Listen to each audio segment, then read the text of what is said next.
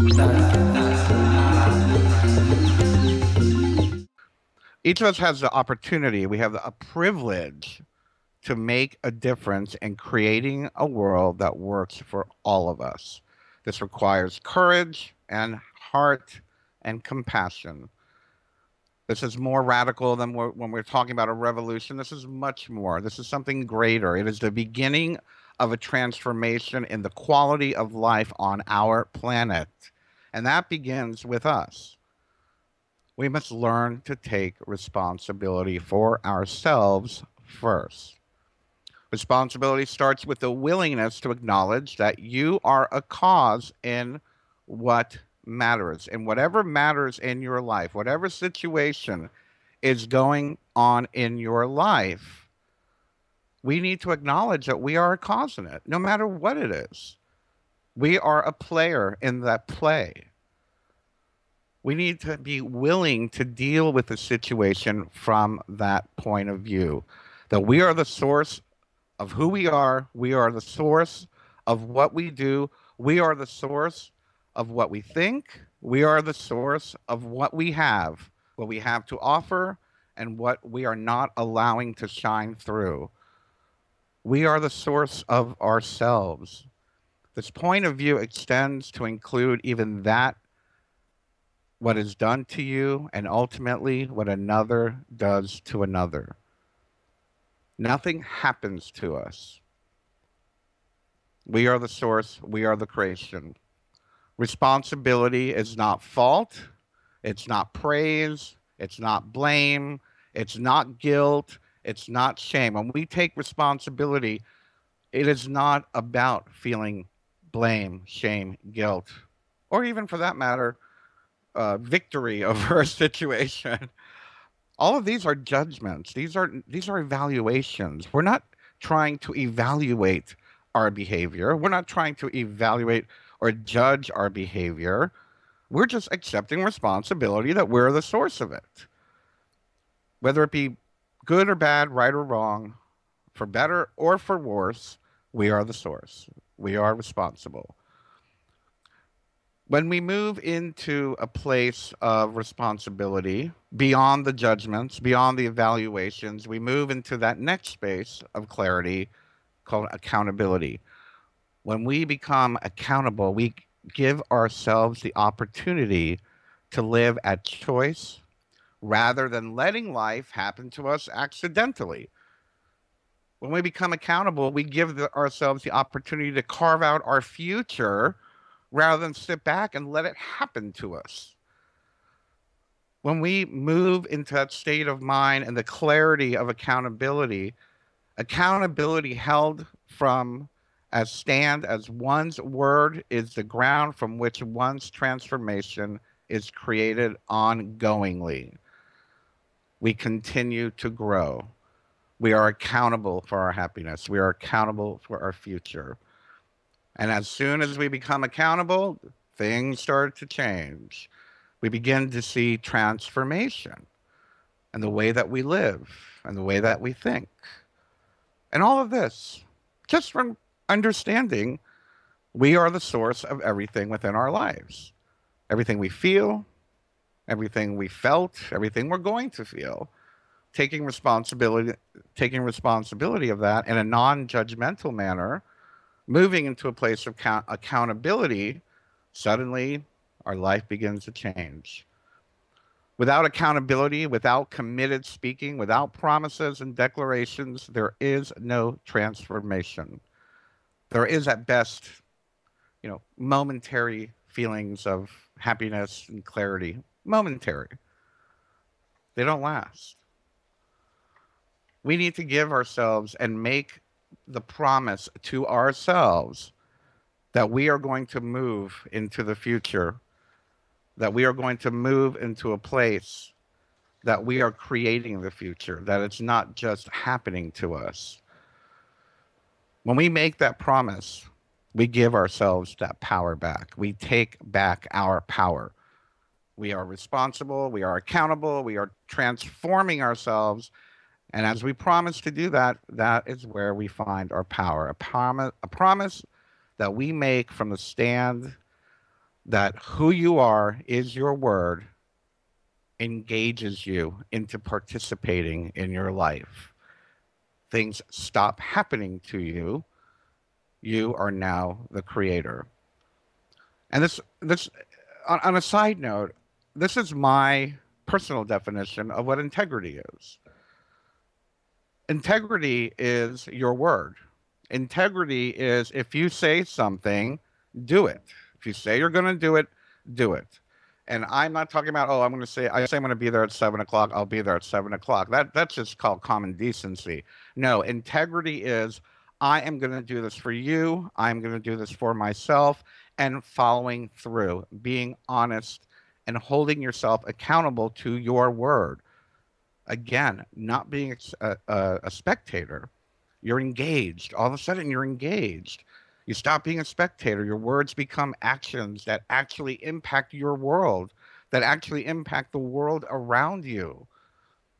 When you promise, when you promise to live in integrity and in accountability for your life, for you as the source of your life, with that promise, you create a condition that supports your commitment rather than your moods, which will fluctuate throughout the day, fluctuate throughout the week, fluctuate throughout the month, fluctuate throughout your lifetime. When we make a promise to be accountable for our thoughts, our actions, we begin to start creating through the transformation scenarios that start supporting us, that start helping us to do that which we intend, to do that which we promise to create within our lives and within the lives of other people and the world itself, for that matter. When motivational dialogue comes up about your preference versus your commitment, and you disregard the dialogue in favor of doing what you said you would do solely because you said so, you begin to distinguish yourself from your psychology. You begin to distinguish yourself from your ego. In that moment, you are word in action rather than only an idea that you have, that you're wishing to be, that you want to be. You become action. You become that transformative verb. The word becomes a verb. The thought becomes a verb. In that moment, the promise becomes who you are rather than something you said. Again, something you said versus who you are, your integrity, who you are as a person. And your relationship with the world starts to change. Starts to change with your friends.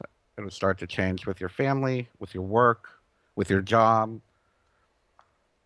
We find ourselves producing results in unpredictable ways. I mean, I look at my life, I look at all I've done over the last 10 years, and I don't know if you want to call it being humble, but I don't see it. But it is happening, and I know it's happening. I know I'm reaching a lot of people. I know I'm helping many, many people. I'm always told, you've helped me, you helped me, you helped me, so I must be helping. But I don't see it. I don't see it. And I don't see it from the point of the spectator. And that's something that I need to work on myself, because it isn't until I become one with the results that I'm really starting to see clear, that I really start to see uh, the conscious ripples that are being sent out. The same thing goes for all of you listening. When we begin to see the world from this point of view, we begin to become more inspired. The experience is one of joy, of fearlessness, of energy, of satisfaction. When we start acknowledging again from the point of view that we are living the promise, that we are committed to transforming ourselves. When we are committed and living the promise, our entire world begins to change. And again, it's a long journey. It may not happen overnight. The world will not transform in 1 year. I can promise you that. The world is not going to awaken on December 21st, 2016. It is going to take time. And just like our inner transformation is going to take time, the outer transformation of the world around us is going to take time. This transformation exists not only when we speak about it, but when we empower others to speak about it. The success of our work will be measured by our ability to penetrate the prevailing conceptual reality with the possibility that transformation is. In other words, well, here's a great example.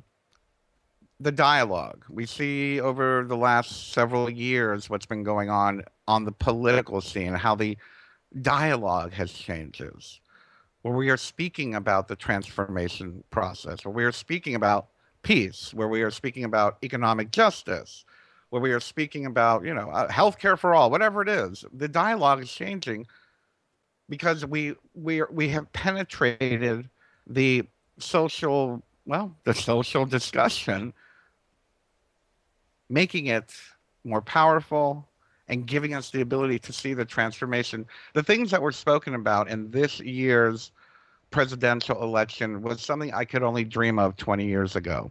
And trust me, I've been working on this for 20 years, if not longer. And just to even have these issues, these topics brought up is huge toward the end result, toward the transformation of our culture, toward the transformation of our society, and of course, the transformation of ourself. We need to understand that if we allow life to happen to us, if we don't take responsibility, life will just continue to happen to us. If we don't embrace our awakening, if we don't embrace what has happened to us and what is going to happen to us in the transformative possibilities that are available, nothing will change in our lives. Again, the awakening is not just going to happen. We must work on that awakening. And that takes courage. That takes a lot, a lot of courage and strength. And most of all, it takes responsibility. The idea of the awakening and the evolution of our mind, just the idea alone, thinking about it, gets the ball rolling. Just thinking about our transformation, just thinking about where you'd like to be, gives us the beginning of transformation.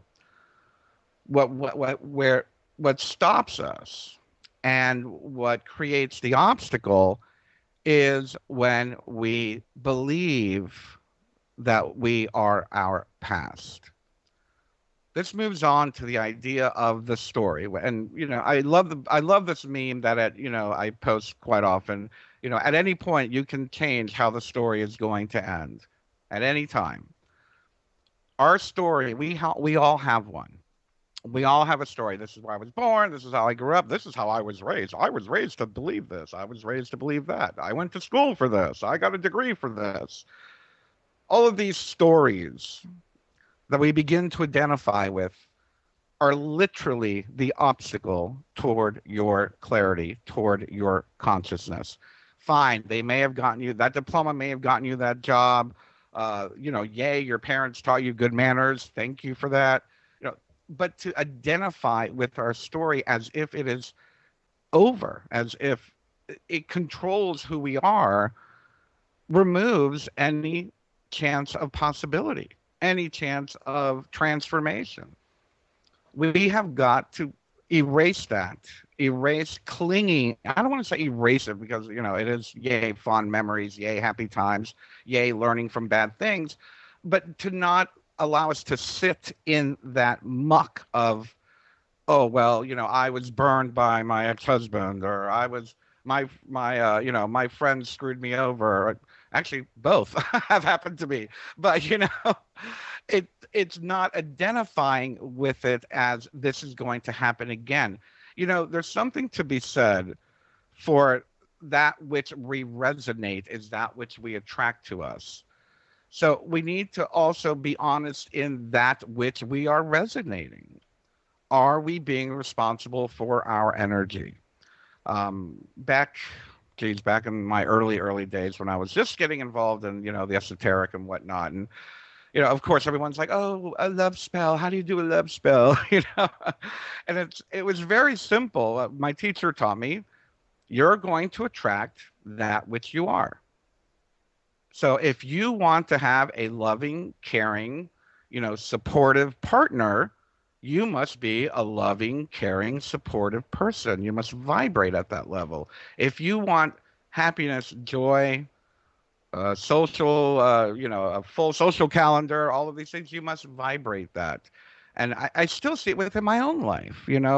By all means, I'm nowhere near done on this journey. Nowhere near done. I've just been doing it longer than others, so I have a little more experience to share with you. But I am by no means perfect or completely awakened or completely enlightened. I still get the joy of seeing my transformation happening. And I see it in the way that I change my mood, my mind intentionally. This is what I want in my life. If this is what I want in my life, what do I need to do that? Is it take responsibility? Is it being accountable? Is it maintaining the promise for change? And at that point, it becomes, is it being responsible for my energy?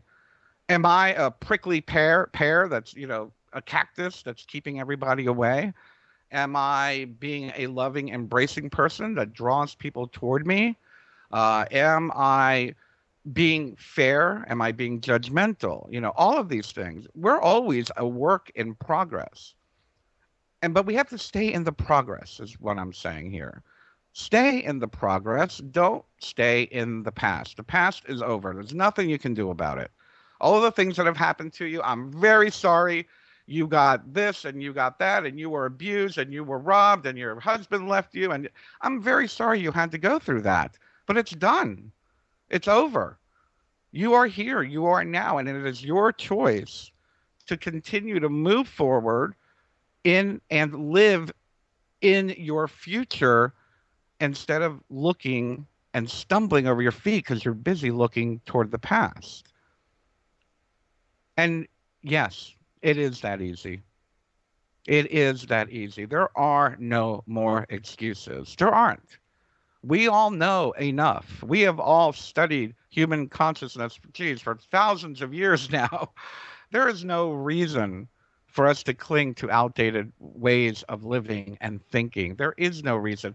I had a very interesting conversation today with a nurse about the pipeline, and we're having an issue here in the Blue Ridge Mountains with another pipeline coming through, and she goes, "There's no reason for us to use pipelines anymore." I'm like, exactly. It's 2016. We have the technology. We have the technology to have clean energy. The same thing goes for our minds and our lives. We have the technology. The information is out there, whether it's from me, whether it's from Miriam Delicato, whether it's from Collective Evolution, whether it's from Carrie Cassidy, whoever it is. This information is out there. It is a matter of taking responsibility and applying it. There is no longer an excuse. Back in the old days, I remember when I first started doing this 10 years ago, where I had a Gardnerian witch, for those of you that don't know, they're the ones that are secretive, told me, how dare I share this information outside of my coven? This is sacred, mystical information only for the initiate. Well, guess what? It's not like that anymore. And I started doing this work because I felt the information needed to be available to the public at large. And I'm not the only one, obviously. There is much, and you can learn anything you want nowadays. Thank goodness for technology. One of the positive things about technology. So if we are going to live as a victim of our past, that's just consciousness laziness, consciousness apathy, and it's allowing yourself to sit in the muck, allowing. You have the opportunity at every moment of every day to look forward. You have the opportunity of every moment of every day to think of what it is you want to create, how it is you want to transform yourself, and how it is that we want to move forward, not only in the way we live our lives, but in the way that the world itself exists around us. We are seeing it, whether we want to acknowledge it or not. There are good things happening in the planet, especially when it comes into terms of consciousness, compassion, and clarity, meditation, whatever it is. We're seeing it out there more and more and more every day. There is an awakening happening. And either we can live in the old 3D muckety muck world, or we can choose to look to the future, take responsibility for our thoughts, take responsibility to let go of our past, not be a victim of our past, to sit here in this moment right now and see our future before us. You can do this. We are doing this. You're doing it. I'm doing it. And millions around the world are doing it.